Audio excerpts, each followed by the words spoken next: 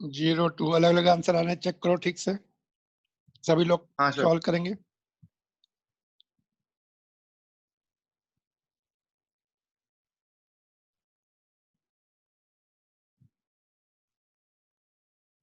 Sir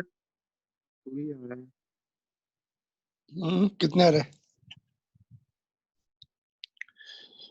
parallel है, parallel में है 1 हाँ बाय सर, R1, पैरेलल में। तो 1/0 प्लस 1/2, तो 1/0 कितना होता है? इनफाइनाइट, प्लस हाफ उसमें जो इन्फिनिटी हो जाएगा, तो 1/RP is infinity, therefore RP is equal to 0। Anything divide by infinity is 0, infinity is 0। Sir मैंने इन्फिनिटी कंसिडर नहीं किया था। तो वही तो कंसीडर करना है, तो फिर तुम्हारा कितना आ रहा है? क्यों नहीं कंसीडर करेंगे? 0 तो है, ये सर तो कंसीडर करेंगे ना। हाँ या फिर सर, इससे भी ये देखो ना, R1 इंटू R2, तो 0/0 प्लस 2, तो 0 ही तो हो गया ना। हाँ सर। कैसे सॉल्व कर रहा है? सर ये जो ठीक अभी है, आपने आरपी वाला मेथड नहीं किया क्या? हाँ सर, उससे से किया था। तो उससे 0 आएगा ना, R1 इंटू R2, तो 0 को 2 से हाँ सर। मल्टीप्लाई करेंगे, 2 आएगा क्या? ठीक है, समझा? हाँ हाँ सर। तो देखो अभी, तो दोनों किसी से भी करो, वो 0 ही आने वाला है ना। तो इसको पलटा, यहाँ पे हमने क्या लिखा, 1 RP इज इक्वल टू 1/इन्फिनिटी इज इक्वल टू 0। ठीक है, तो फर्स्ट पार्ट का तो हाँ आ गया 0, हाँ सेकेंड पार्ट का सर, करंट किसके थ्रू फाइंड करना है? Current drawn from the battery, यहाँ पे दिया ना आई, ये डायग्राम दिखा ना आई, फाइंड आई, आई देखो कहाँ पे एरो दिया हुआ है सर्किट में, हाँ सर। बैटरी से कितना करंट बैटरी से चलेगा, how much will be current will be flowing from the battery.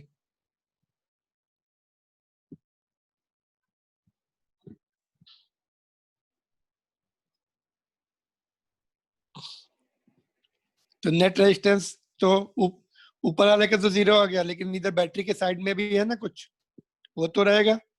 Current का फार्मूला होता है net EMF upon net resistance. Net EMF कितना है तुम्हारा? 10 वोल्ट दिया है यहाँ पर, ई इक्वल 10 वोल्ट दिया है, तो 10।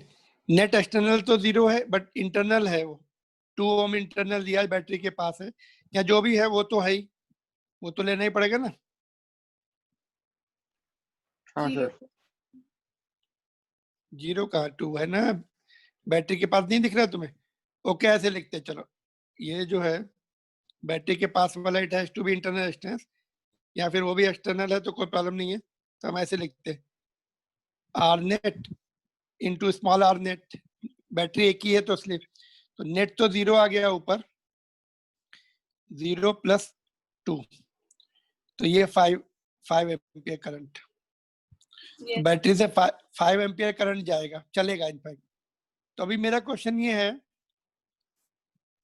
अच्छा इसको शॉर्ट सर्किट भी बोलते हैं, पता है?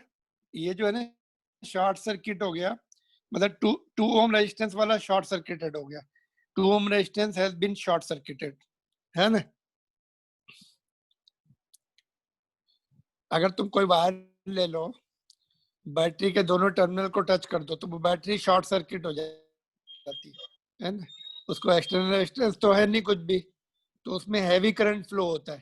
तो पेंसिल से अगर तुमने लिया अपने घर का छोटा वाला, तो उसमें पता नहीं लगता है, बट वो डिस्चार्ज हो जाता है, वो जल्दी से उसमें वीक हो जाएगा। अगर थोड़ी देर तुमने वायर पकड़ के रखी है उसको दोनों टर्मिनल को, तुम्हें फील नहीं होगा, but battery will get discharge quickly after few minutes.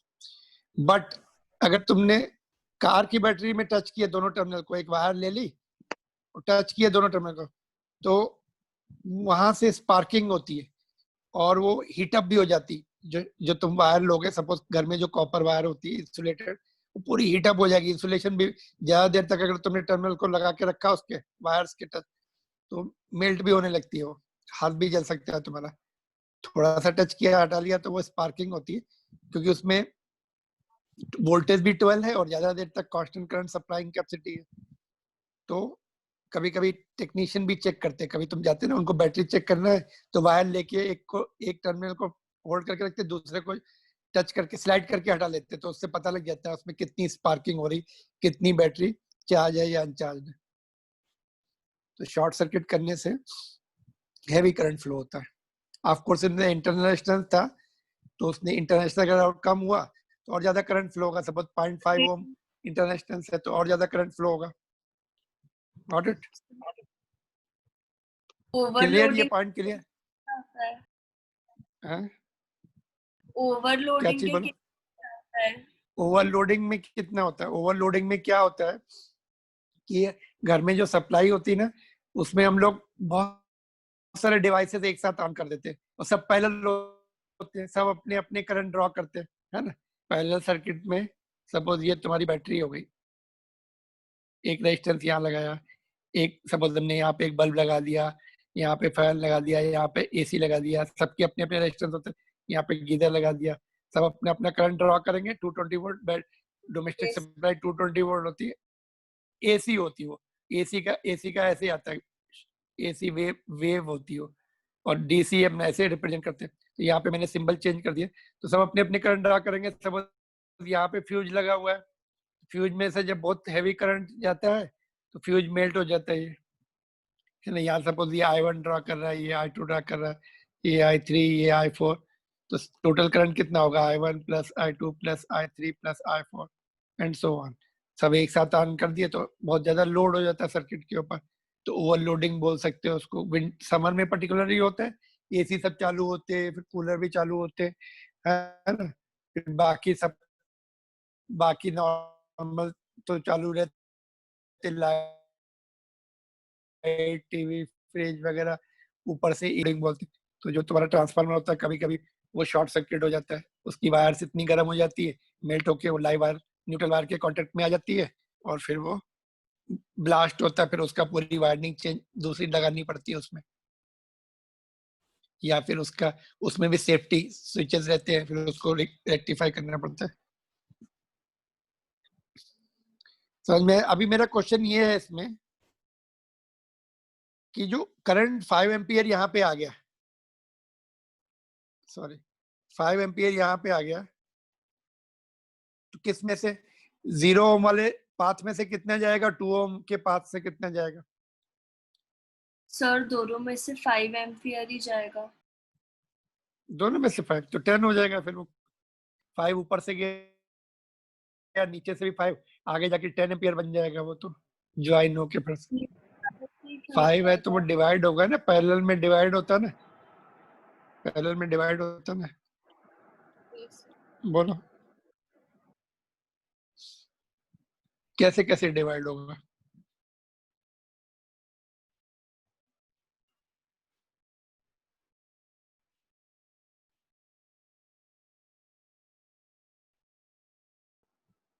सिर्फ 0 वाले से ही जाएगा, 2 वाला तो शॉर्ट सर्किट हो गया। 2 वाला शॉर्ट सर्किट हो गया और पूरा 5 एम्पियर 0 वाले से जाएगा। Can you prove it? उसको प्रूव कर सकते क्या?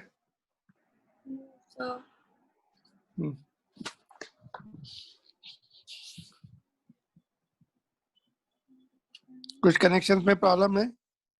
तुम लोग आवाज आ रही है बराबर? Yes sir. आ रही बराबर? Yes sir. हाँ sir.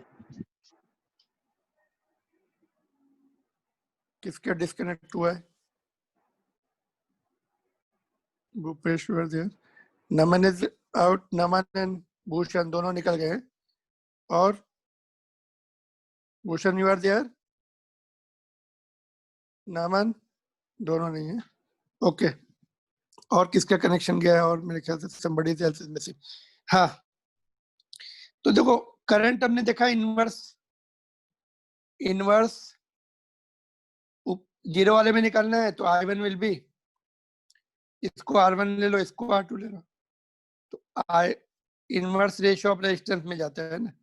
I1 is R2 upon into total current, तो R2 2 है, ये भी 2 है, टोटल करंट 5 है, तो ऊपर वाले में से 5 एम्पियर, और 2 वाले में से देखते हैं, उसमें I2 ले लो यहाँ पर, इनवर्स रेशियो तो 0 अपॉन 0 प्लस 2 इंटू आई, तो 0 ही हो गया पूरा। तो सारा तो 0 ओम रेजिस्टेंस से बाईपास हो गया, सारा जो है 0 ओम रेजिस्टेंस से निकल गया, है ना। तो इसको कुछ भी नहीं मिला। Current will follow this path.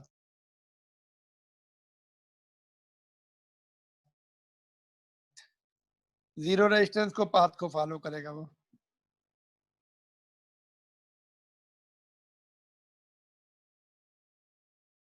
Alright, हमने उसको formula, the current will inverse ratio of resistance में, अब जीरो वाले में पूरा चला जाएगा, इनवर्स रेशियो ऑफ रेजिस्टेंस में जाता है ना। पीछे मैंने तुम्हें होमवर्क में दिया भी था, कुछ दिया था क्या करंट निकालने के लिए, पैरेलल जब पढ़ा था। तो अगर तुम्हें फार्मूला याद है तो डायरेक्ट लिखो। अच्छा, V2 V1 निकालने के लिए दिया था, ठीक है। ओम्स लॉ से हम प्रूव कर सकते हैं उसको। कैपेसिटेंस में हम लोगों ने किया था, यहाँ पे नहीं किया, होना चाहिए एक्चुअली, होना चाहिए। लेट्स जस्ट एक wait it should have been there. Capacitance में तो याद है मुझे, पोटेंशियल डिवीजन निकाला था हम लोगों ने, पैरेलल में होना चाहिए ना।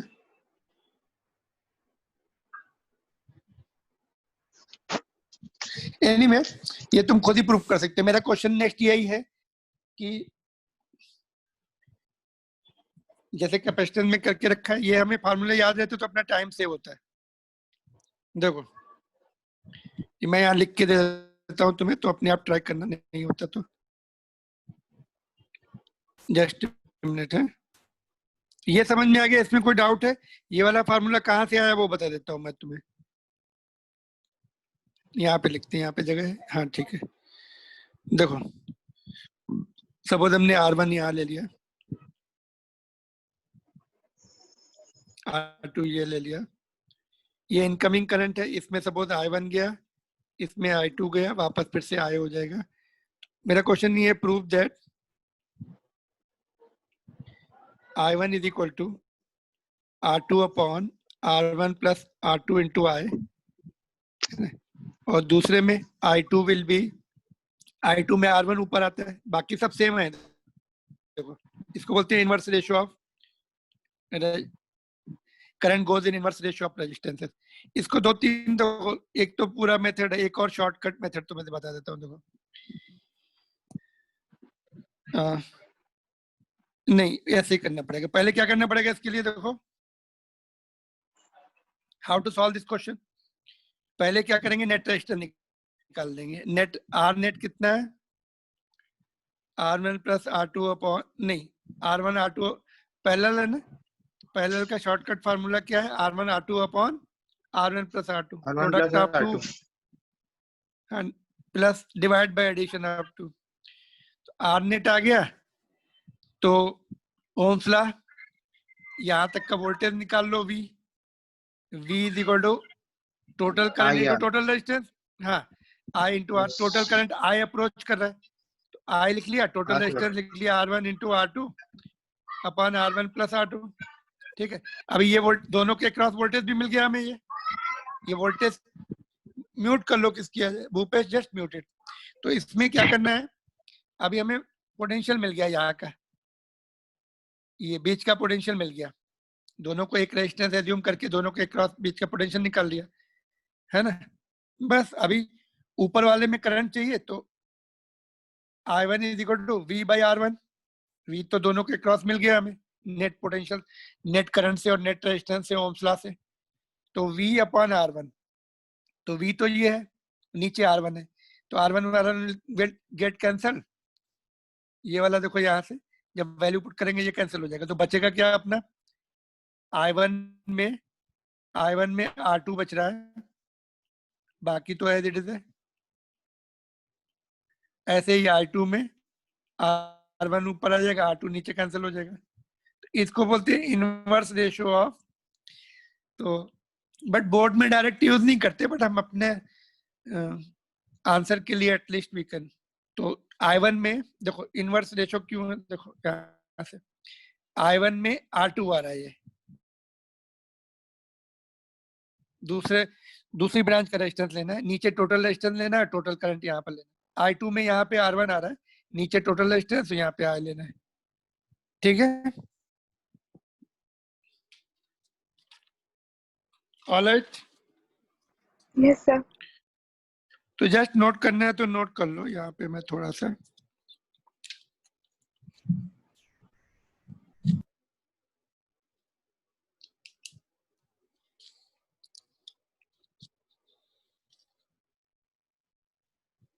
Just note down.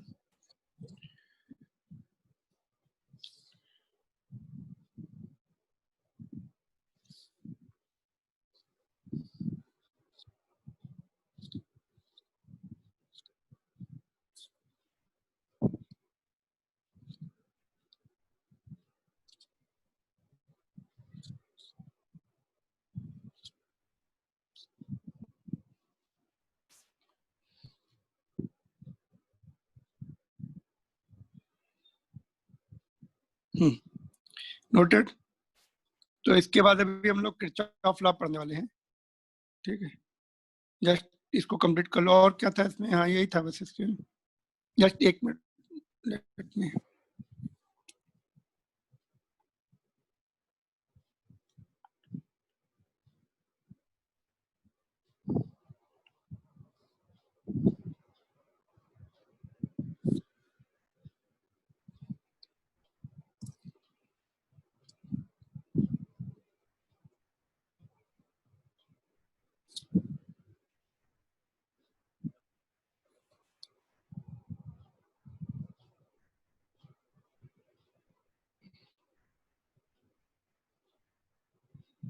Okay, next topic is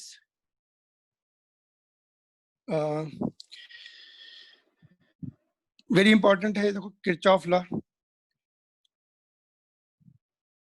इस पे डायरेक्ट क्वेश्चन आते हैं। तो जैसा कि हमने इलेक्ट्रोस्टैटिक्स में भी पहले कूलॉम लॉ पढ़ा था, फिर गॉसेस लॉ पढ़ा था। गॉसेस लॉ किस लिए था? क्योंकि कॉम्प्लिकेटेड सिचुएशन जैसे आ गई, इनफाइनाइट वायर है, उसको इंटीग्रेशन से फील्ड निकालनी पड़ती थी गॉस किरचॉफ अपना कूलॉम लॉ से। तो गॉसेस लॉ ने हमें जस्ट हेल्प की कि भाई उसके लिए शॉर्टकट इजी मेथड डेवलप किया। ऐसे ही यहाँ भी किरचॉफ लॉ जो है ना, फॉर कॉम्प्लिकेटेड सर्किट, सपोज ऐसा सर्किट है, देखो इसमें ओम्स लॉ लगाना थोड़ा मुश्किल हो जाता है। Ohm's law is difficult to use. तो जैसे सपोज हमें ये करंट निकालना है I1 या I2, है ना, ये I2 निकालना है, सॉरी क्या है यहाँ पर I1 है ये। तो I1 निकालना है, बैटरी तो लगी हुई है यहाँ पर, है ना, और एक बैटरी यहाँ पर है। तो ओम्स लॉ के लिए थोड़ा मुश्किल हो जाती है, ओम्स लॉ यूज करना यहाँ पे मुश्किल हो जाता है, क्योंकि हमें ओम्स लॉ के लिए उस पर्टिकुलर लोकेशन का पोटेंशियल डिफरेंस चाहिए, फिर रेजिस्टेंस चाहिए ना। ये अभी यहाँ पे करंट I1 इधर आ रहा है, तो इसका तो पोटेंशियल डिफरेंस हमें पता ही नहीं है कहाँ, बैटरी तो यहाँ है। तो Ohm's law is difficult to use. तो now Kirchhoff law is for complicated circuits, again it is for the currents and resistances और EMF, इनके बीच में यूज होता है। करंट, बैटरी दी है, रेजिस्टेंस दी है, तो हम करंट निकाल सकते हैं कहीं पर भी, किसी भी लूप में निकाल सकते हैं। 3 लूप दिख रहे हैं इसमें, दो, एक तो ये लूप है और एक बड़ा लूप है। तो हम किसी भी लोकेशंस का करंट निकाल सकते हैं। एक तो करंट दिया है तो हम पोटेंशियल वोल्टेज वगैरह निकाल सकते हैं और रेजिस्टेंस निकाल सकते हैं। तो it is for the complicated circuit where it is difficult to use the Ohm's law. ठीक है, तो किरचॉफ के 2 लॉज हैं, there are 2 laws. First one is the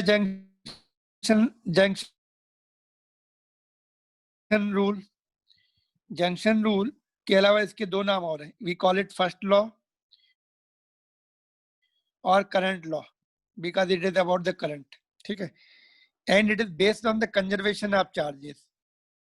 ये कॉम्पिटिटिव एग्जामिनेशन में कई बार आया है कि फर्स्ट लॉ जो है, junction law, is based on what? So it is based on, not based on the current, है वो current law, but it is based on the charge, because current में क्या है, चार्ज ही फ्लो होते हैं, तो चार्ज को हम कंजर्व करा सकते हैं, है ना। तो जितना चार्ज आएगा सर्किट का जंक्शन पे उतना आगे जाएगा, है ना। तो it is based on what? Conservation of charges.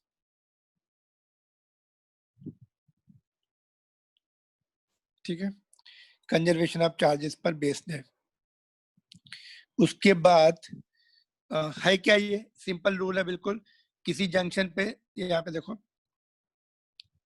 किसी यहाँ पे देखो जंक्शन दिख रहे हैं जहां पर मोर देन 2 वायर्स है, तो करंट अप्रोचिंग कितना है, I3 is equal to current leaving I1 plus I2। Current junction पे जितना करंट अप्रोच होगा उतना ही लीव होगा, कॉमन सेंस है ना, क्योंकि यहाँ पे तो कुछ चार्ज इकट्ठा होगा नहीं, किसी जंक्शन पे फ्लो होता रहेगा ये तो, है ना। तो एट एनी जंक्शन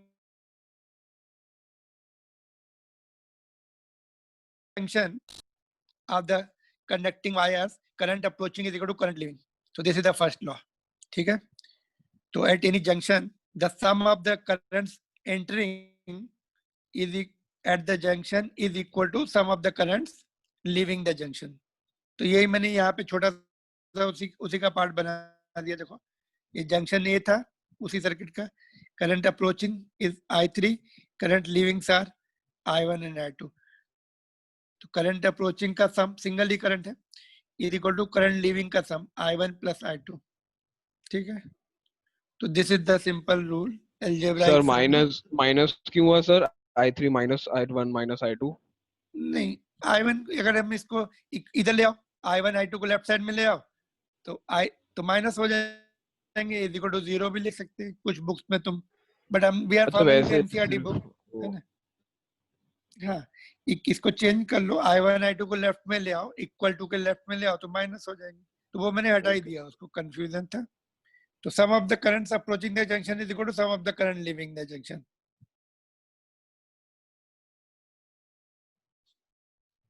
तो ये नोट कर सकते हो, इस पे बेस मैंने क्वेश्चन भी दिया है। सर आपकी आवाज सही से नहीं आ रही है। आवाज नहीं आ रही, थोड़ा माइक को मैं और ऊपर पकड़ लेता हूँ, एक मिनट रुक जाओ थोड़ा सा माइक को। इसकी टैप की आवाज के ऊपर डिपेंड करता है क्या? हाँ वो तो फुल है ऑलमोस्ट। हाँ अभी माइक को मैं बिल्कुल पास में पकड़ लिया। हाँ बोलो, अभी आ रही? सर अभी भी अभी आ वैसी आ रही, हम लीव करके फिर से रिज्वाइन कर रहे हैं। कर लो फिर।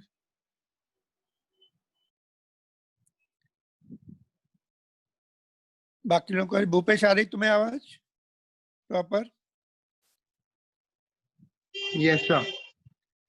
बाकी अदर्स? खुशी? Yes sir. ऑलमोस्ट सभी को आ रही है, आई थिंक वो थोड़ा सा उसका, she is joining from other state.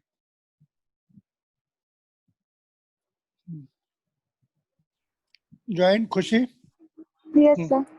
अभी कैसे आ रही है आज? यस सर अब आ रही है। Yes sir. ओके ठीक है ठीक है, चलो। तो ये इस पे बेस क्वेश्चन ये है, देखो ये हमने तुम्हें बहुत सारे वायर्स दिखा दिए ऐसे, तो इसमें करंट आई निकलना, आई कहाँ पे दिख रहा है? ये तो ये करंट अप्रोच कर रहा है, देखो ये दूर जा रहा है, ये दूर जा रहा है, ये अप्रोच कर रहा है। लेकिन यहाँ पे अलग, या तो पहले इस जंक्शन पे पहले लगा लो, फिर इस जंक्शन पे लगाओ, फिर इस जंक्शन पे लगाओ, तो ये थोड़ा कॉम्प्लिकेटेड हो जाएगा, टाइम कंज्यूमिंग। तो बेटर सबको कंप्रेस करके एक पॉइंट पे ले आओ, इसको इसको इसको सिंगल पॉइंट पे ले आए, फिर हमने एरो जिस डायरेक्शन में उस डायरेक्शन में दिखाए, ये 1 वाला है और 3 वाला कौन सा? ये वाला है, 4 वाला ये है, आई वाला ये है। तो बस अभी पास में आ गया तो एक साथ लगा सकते हैं, जो करंट अप्रोच है उसको लेफ्ट में लिखो, जो करंट लीव है उसको राइट में लिखो, फिर तुम्हारा आंसर आ जाएगा करंट। अगर करंट आई पॉजिटिव आ गया तो इसकी डायरेक्शन सही है, आई निगेटिव आ गया तो एरो अपोजिट होना चाहिए। मतलब निगेटिव का मतलब जो डायरेक्शन हमें दी है बुक उसमें क्वेश्चन में, उसकी अपोजिट होगी डायरेक्शन, दैट्स ऑल।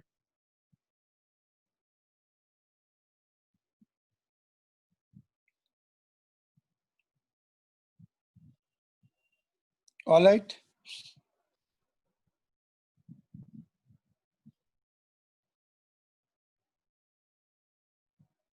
तो ये कर लेना, इसको कितना आएगा कल डिस्कस करेंगे। तो फर्स्ट लॉ में कोई प्रॉब्लम है? कितना? 1 -1 प्लस का डायरेक्शन अपोजिट होगा। हाँ माइनस आ रहा तो अपोजिट होगा। ठीक है, जो भी आ रहा है कल बताना, tomorrow you can just we can discuss. Simple question है ये, तो उसमें डिस्कशन नॉट रिक्वायर्ड। ठीक है, तो व्हाट इज सेकंड लॉ देखते हैं। सेकंड लॉ जो है ये थोड़ा सा we have to be very very careful about this. इसमें तुम्हारे बहुत सारे पॉइंट्स हैं, वेरी केयरफुली सुनो इसको। देखो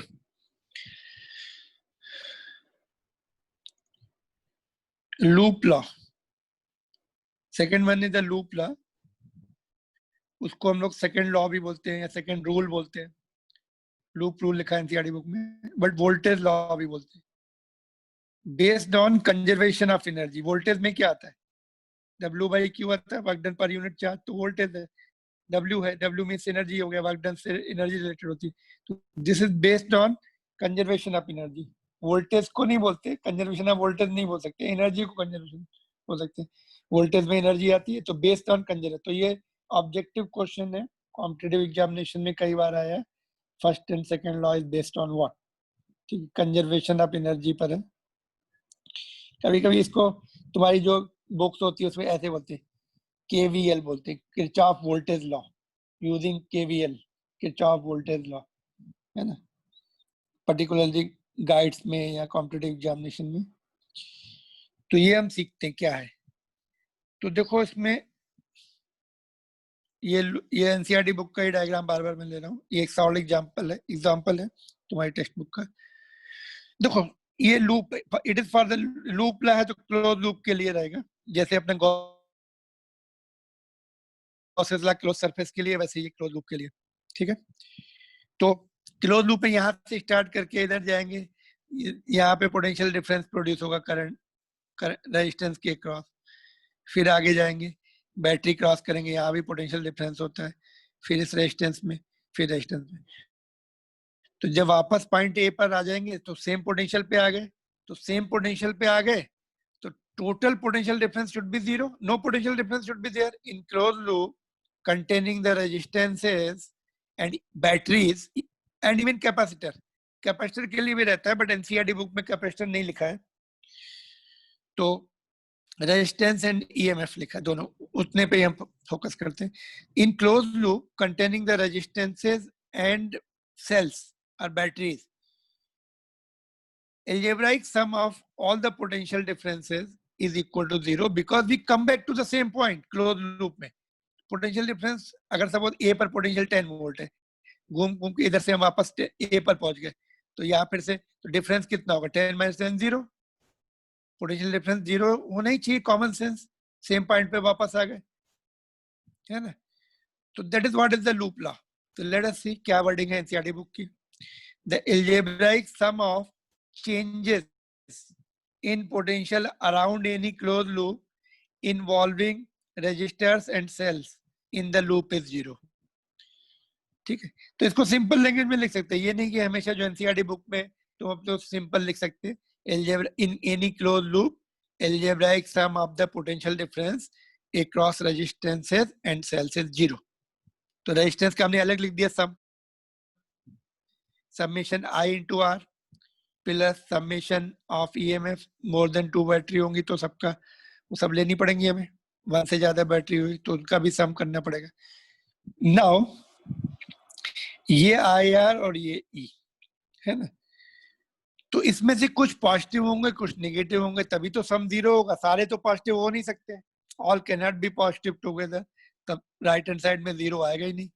तो कुछ नेगेटिव होंगे, इसमें से भी कुछ पॉजिटिव कुछ नेगेटिव, इसमें से भी कुछ पॉजिटिव कुछ नेगेटिव।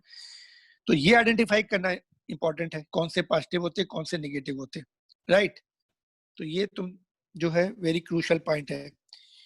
तो एक सिंपल रूल है, देखो अगर हम लोअर पोटेंशियल की तरफ जाते हैं, कम पोटेंशियल की तरफ जाएंगे तो वो माइनस होता है, if we move from higher potential to lower potential, तो that potential difference has to be negative, lower value की तरफ जा रहे हैं, कोई चीज घटती है तो नेगेटिव डिफरेंस नेगेटिव है ना।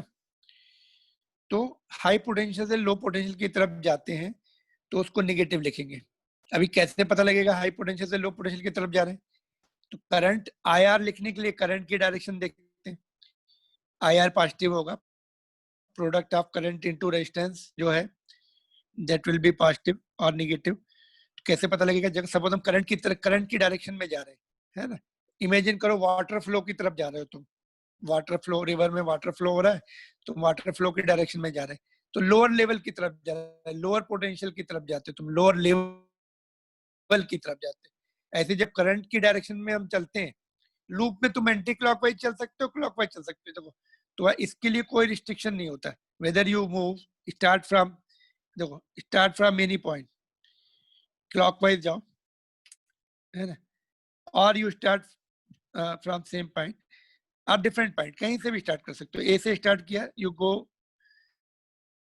clockwise and come back to A, or you can start from same point A, anti-clockwise जाके उस पॉइंट पे आ सकते हो, कोई रिस्ट्रिक्शन नहीं है ना। You can start from this point also, upper ऊपर वाले लूप के लिए कहीं से स्टार्ट करो, डजंट मैटर। एक तो स्टार्टिंग का कोई रिस्ट्रिक्शन नहीं है, दूसरा क्लॉकवाइज एंटी क्लॉकवाइज का कोई रिस्ट्रिक्शन नहीं, क्योंकि राइट हैंड साइड में तो जीरो आने वाला है ना। तो साइन कन्वेंशन में जो पहले प्लस होगा वो बाद में माइनस हो जाएगा अगर तुमने एंटी क्लॉकवाइज या क्लॉकवाइज डायरेक्शन चेंज कर दी तो। ठीक है, तो क्या होता है, अगर करंट की डायरेक्शन में हम जाते हैं तो पोटेंशियल घटता है, करंट हमेशा हाई पोटेंशियल से लो पोटेंशियल की तरफ फ्लो होता है। तो if you go along the current तो you are going towards the lower potential, तो माइनस आई आर लिखते हैं। और करंट के अगेंस्ट में गए तो इसका मतलब you are going to higher potential, तो उस समय प्लस आई आर लिखेंगे। तो ये पॉइंट पहले मैं डायग्राम से समझाता हूँ। देखो साइन कन्वेंशन, पहला point, if we move in the direction of current then IR will be negative। क्यों नेगेटिव मैंने बताया, लोअर पोटेंशियल। देखो ये यहाँ पे रेड कलर लेता हूँ, तो देखो यहाँ पर, यहाँ से इस तरफ जा रहे हैं मूविंग, हमने मोशन का जो है एरो दिखाया ऊपर, ऊपर एरो दिखाया, we are moving towards from left to right, left to right move कर रहे हैं। हाई पोटेंशियल, देखो करंट हाई पोटेंशियल से लो पोटेंशियल की तरफ फ्लो होता है, तो हम लोग जो है ऐसे जा रहे हैं, करंट भी ऐसे ही जा रहे हैं, करंट की डायरेक्शन में ही जा रहे हैं, तो उनका जो प्रोडक्ट होगा, हम लोअर पोटेंशियल की तरफ हेड कर रहे हैं, we are heading toward lower potential, तो आईआर विल बी नेगेटिव। किसी को डाउट? No sir. ओके, एक पॉइंट और बताता हूँ फिर तुम्हें लिखने के लिए टाइम दूंगा या जो भी। देखो if we move against the current, ये लो पोटेंशियल है, देखो यहाँ पर लो पोटेंशियल और ये हाई पोटेंशियल। सॉरी एक मिनट, होल्ड ऑन अभी करंट किधर, हाँ करंट तो हमने इधर ही, अभी करंट तो इधर ही दिखाया, अभी सिचुएशन वही है बट हमने अपना मोमेंट डायरेक्शन चेंज कर दी। यहाँ पर लिखेंगे हाई, अच्छा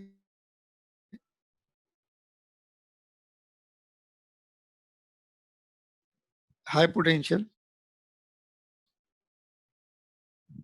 और राइट साइड में just hold on, see it here, high से लो की तरफ हाई पोटेंशियल, ऊपर लिख देता हूँ, यहाँ पे पोटेंशियल है ये और लो पोटेंशियल। ठीक है, तो नीचे केवल हाई लिखा है मैंने। ओके, तो इसमें भी करंट तो इधर ही फ्लो हो रहा है, सॉरी करंट अभी भी left to right, high potential से लो पोटेंशियल, बट अपनी डायरेक्शन चेंज हो गई है, we are coming this side. ठीक है, तो अपना मोशन जो है राइट टू लेफ्ट हो गया। तो अभी हम लो पोटेंशियल से स्टार्ट करके हाई पोटेंशियल की तरफ आ रहे हैं, तो यहाँ से चले ऐसे आ रहे हैं, है ना, ये अपना डायरेक्शन ऑफ मोशन है। हाई पोटेंशियल की तरफ आ रहा है तो इसलिए प्लस आया, तो यहाँ पर जस्ट, तो अगेंस्ट गए तो प्लस आया, डायरेक्शन में गए तो minus, in direction of motion गए तो माइनस, अगेंस्ट गए तो प्लस। अगेंस्ट जाने में क्या हो रहा है कि हम हायर पोटेंशियल की तरफ जा रहे हैं, वाटर करंट के अगेंस्ट में जाओ तुम हाई पोटेंशियल, हाई लेवल की तरफ बढ़ रहे हो, है ना। रिवर में पानी किधर से किधर फ्लो होता है, हमेशा हाई लेवल से लो लेवल की तरफ जाता है। हो सकता है तुम्हें वहां पे नजर ना आए बट कॉमन सेंस तो यही बोलता है ना, हाई लेवल से अगेंस्ट जा सकता नहीं। तो ये इतना जस्ट अंडरस्टैंड कर लो, ये मैं फिर से तुम्हें दिखा रहा हूँ। जंक्शन लॉ वेरी सिंपल है, इसमें कुछ प्रॉब्लम नहीं है। Current approaching, sum of the current approaching is equal to sum of the current leaving, and ये लूप लॉ में मैंने केवल 2 पॉइंट ही अभी तुम्हें समझाए हैं, आगे के पॉइंट अभी रिमेनिंग है, वो मैं कल करूंगा, क्योंकि तुम्हें इतना याद रखना है पहले। सेकेंड लॉ में यहां तक कोई प्रॉब्लम हो तो पूछ लो। जिस समय हम करंट का डिसाइड करते हैं आईआर, उस समय बैटरी वगैरह नहीं देखते, हो सकता है बीच में कहीं बैटरी भी लगी हो, उसको नेग्लेक्ट कर देंगे।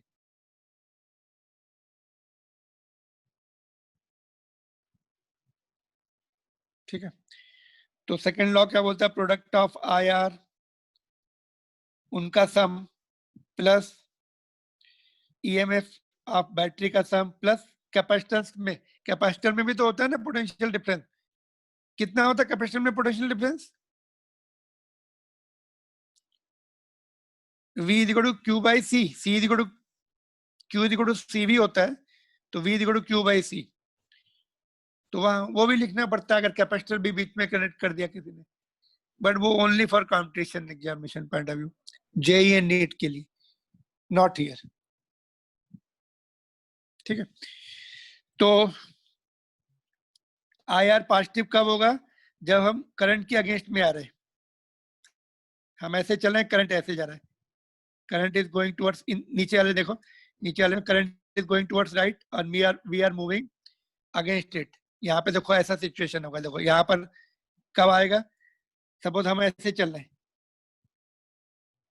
तो इसमें भी करंट की डायरेक्शन में ही जा रहे हैं, तो यहाँ पे माइनस आईआर हो जाएगा, और इसमें भी करंट इधर ही जा रहा है, हम भी इधर चल रहे हैं, तो क्लॉकवाइज में तो दोनों माइनस आएंगे। अगर हम ऐसे चल रहे हैं, देखो अगर हमने अपनी डायरेक्शन चेंज की, if we start from here, move here and come here, तो देखो करंट ऐसे आ रहा है, हम ऐसे जा रहे हैं, तो इसका प्रोडक्ट आईआर पॉजिटिव होगा। यहाँ भी वही करंट ऐसे ही आ रहा है, हम ऐसे जा रहे हैं, इसमें आए यहाँ पर, यहाँ भी हम करंट के अगेंस्ट में आ रहे हैं, देखो करंट